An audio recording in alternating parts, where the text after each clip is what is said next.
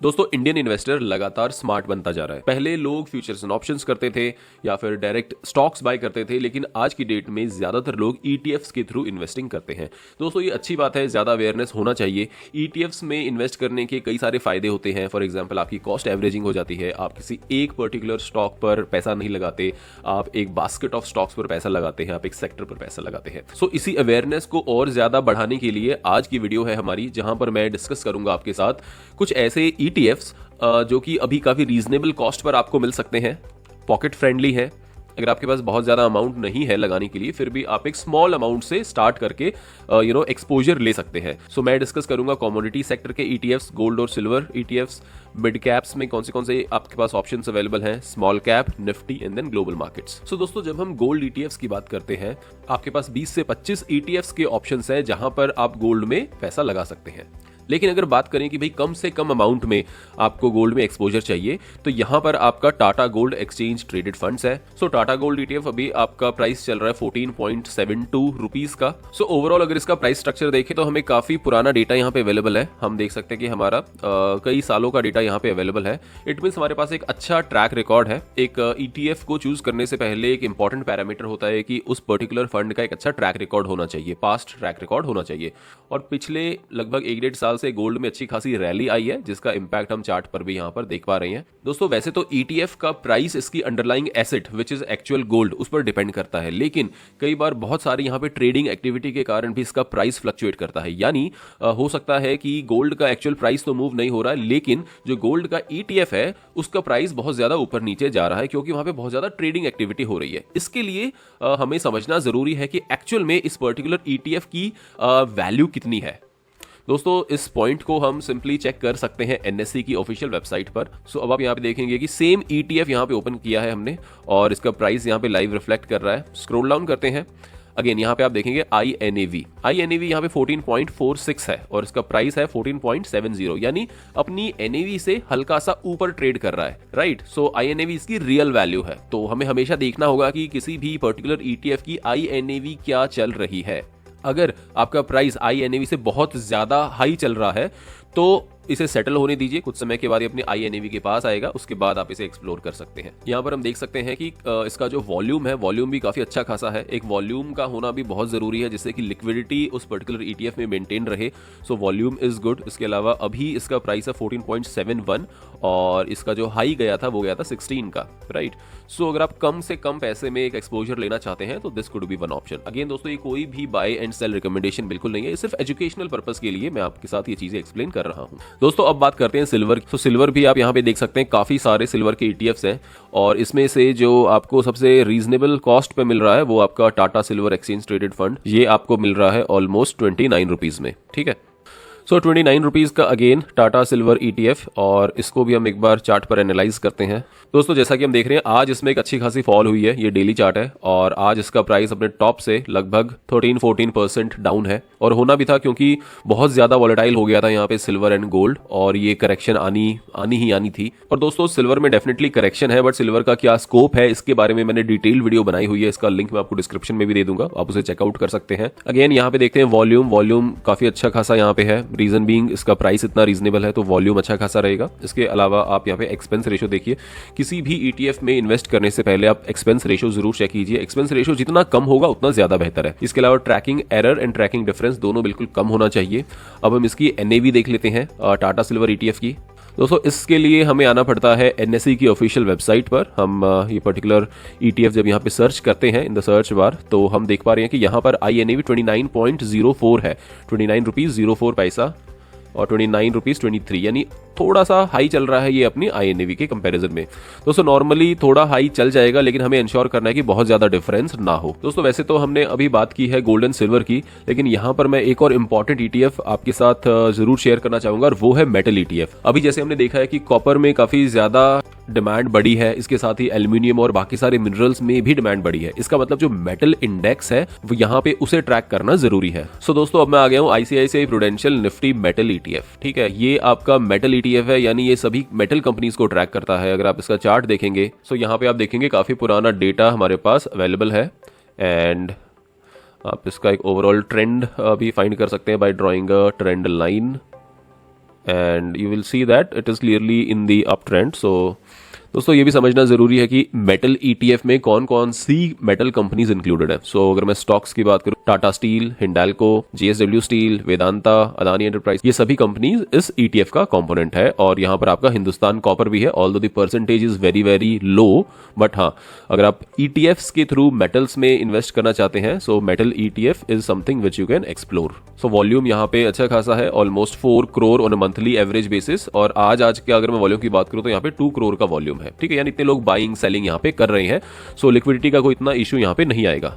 चलिए एक बार इसका एनएवी देख लेते हैं। तो आई एनएवी इज 11.58, यानी इसकी रियल वैल्यू है 11.58। रियल वैल्यू के कंपैरिजन में आपका जो ईटीएफ है ये ट्रेड कर रहा है 11.60, सिर्फ 2 पैसा ऊपर ट्रेड कर रहा है, विच इज ओके, यानी ये अपनी वैल्यू के आसपास ही ट्रेड कर रहा है। दोस्तों अगर बात करें मिड कैप की, so mid cap 150 ETF, ICICI prudential Nifty mid cap 150 ETF, 22 rupees इसका प्राइस चल रहा है। सो इसका एक्सपेंस रेशियो देखते हैं 0.15 है, प्लस जो इसका ट्रैकिंग एरर है 0 है, और ट्रैकिंग डिफरेंस भी 0.12 है। और दोस्तों इसके कंपोनेंट्स की अगर मैं बात करूं तो यहाँ पर आपके कंपोनेंट्स में आता है BSc, max health care, Indian hotel company limited, hero MotoCorp limited, और इस तरह से आपके पास यहाँ पे टोटल 150 स्टॉक्स आपको देखने को मिलेंगे। तो दोस्तों क्यों मैं कह रहा हूँ कि जो इंडियन इन्वेस्टर वो स्मार्ट हो रहा है, रीजन बीइंग देखिए आपको भी पता है कि मार्केट से आप अनरियलिस्टिक गेन्स नहीं निकाल सकते, ठीक है। अगर आप सोचेंगे कि आपको हर बार एक मल्टी बैगर मिल जाएगा, that is not possible, that is not how markets will work. लेकिन अगर आप चाहेंगे कि यहाँ से आपको एक रीजनेबल रिटर्न मिल जाए, मे बी 15-20% के आसपास का रिटर्न मिल जाए, सो वो ईटीएफ्स के थ्रू डेफिनेटली पॉसिबल है। और इसमें आपको बहुत ज्यादा दिमाग भी नहीं लगाना होता। जब भी आप 21 रुपीज इन्वेस्ट कर रहे हैं, इसका मतलब वो 21 रुपीज अगेन आपकी 150 कंपनीज में स्प्रेड हुआ है, यानी देख सकते हैं कि आपका जो रिस्क है वो आपका एवरेज आउट हो जाता है। और एनएससी की ऑफिशियल वेबसाइट पर इसकी एनएवी अगर मैं देखूं तो 21.95 है इसकी एनएवी, और यहाँ पर ये 22 रुपीज में ट्रेड हो रहा है। सो अभी हमने देखा कि देखिए गोल्ड एंड सिल्वर में ज्यादा डिफरेंस था आईएनएवी और इसके मार्केट प्राइस में, लेकिन बाकी जो ईटीएफ्स है उसमें बहुत ज्यादा वेरिएशन नहीं है। और गोल्ड और सिल्वर में इसलिए ज्यादा वेरिएशन है क्योंकि वहां पे बहुत ज्यादा ट्रेडिंग एक्टिविटीज हो रही हैं। सो कई बार आर्टिफिशियल डिमांड भी उस पर्टिकुलर ईटीएफ की क्रिएट हो जाती है, जिसके कारण प्राइस सडनली स्पाइक करता है। दोस्तों बात करते हैं निफ्टी 50 इंडेक्स की, तो अगेन बहुत सारे ऑप्शंस हैं और हम एनालाइज करने वाले हैं निपॉन इंडिया ईटीएफ निफ्टी 50 तो दोस्तों ये काफ़ी पुराना ईटीएफ है जिसका काफ़ी पुराना ट्रैक रिकॉर्ड अवेलेबल है। सो आप देखेंगे कि मल्टीपल ईयर्स का डेटा यहाँ पर ट्रैक्ड है, प्लस ट्रैकिंग एरर भी देख सकते हैं। Tracking error is 0.03, expense ratio 0.04, काफ़ी कम एक्सपेंस रेशियो है। So all those things are there. और अगर एनएससी की वेबसाइट पे मैं देखूँ तो निपॉन इंडिया ईटीएफ निफ्टी 50 285.90 का जो मार्केट प्राइस है उसके अगेंस्ट 285.10 इसका आईएनएवी है। और दोस्तों थोड़ी देर पहले ही मैं चेक कर रहा था, इसका आईएनएवी करीब 288 रुपीज़ का था, और मार्केट में सडन चेंज आने के कारण आईएनएवी चेंज होने में थोड़ा टाइम लग जाता है, लेकिन प्राइस में इंपैक्ट इमीडिएटली दिख जाता है। सो इसका आईएनएवी भी इसके मार्केट प्राइस के से थोड़ा कम है, करीब 80 पैसा का डिफरेंस है। That's it. आगे बढ़ते हैं दोस्तों। स्मॉल कैप्स की बात करें तो जो एक काफ़ी कॉस्ट इफेक्टिव स्मॉल कैप है वो है आपका Motilal Oswal Nifty small cap 250 ETF, 15 रुपये 64 पैसे का अभी इसका रेट है। और स्मॉल कैप में तो दोस्तों अभी ऑलरेडी बहुत ज़्यादा पेन चल रहा है, राइट, बहुत ज़्यादा यहाँ पे करेक्शंस हुई है, लगातार करेक्शंस हो रही हैं।